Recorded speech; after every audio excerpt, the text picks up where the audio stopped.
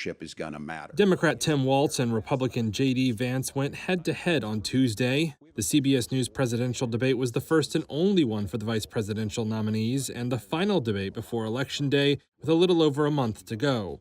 Compared to last month's clash between Democrat Kamala Harris and Republican Donald Trump, it was heavier on policy arguments and lighter on personal attacks. The two often thanked each other while clashing over the Middle East, taxes, abortion, and more. I think you want to solve this problem. I believe Senator Vance wants to solve this.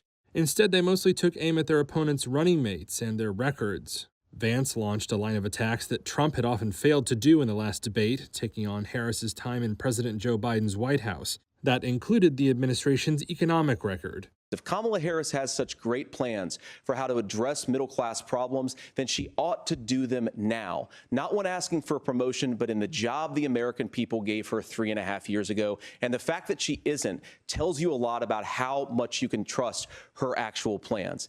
While Walz circled back to saying Trump had prioritized billionaires over working people. He also flipped a Vance critique of immigration by attacking Trump for pressuring Republicans to kill a bipartisan border security bill earlier this year. By standing with Donald Trump and not working together to find a solution, it becomes a talking point. And when it becomes a talking point like this, we dehumanize and villainize other human beings.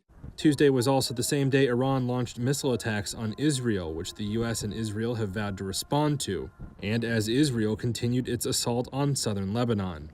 The debate opened with questions about the Middle East. Walz called Trump too fickle to handle the unfolding crisis, while Vance said Trump had made the world safer during his time in office.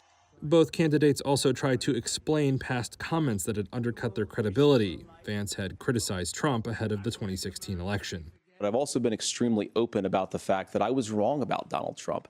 I was wrong, first of all, because I believed some of the media stories that turned out to be dishonest fabrications of his record. Meanwhile, Walz was asked about news reports this week, throwing doubt on his claims he was actually in Hong Kong or China during the Tiananmen Square crackdown in June 1989.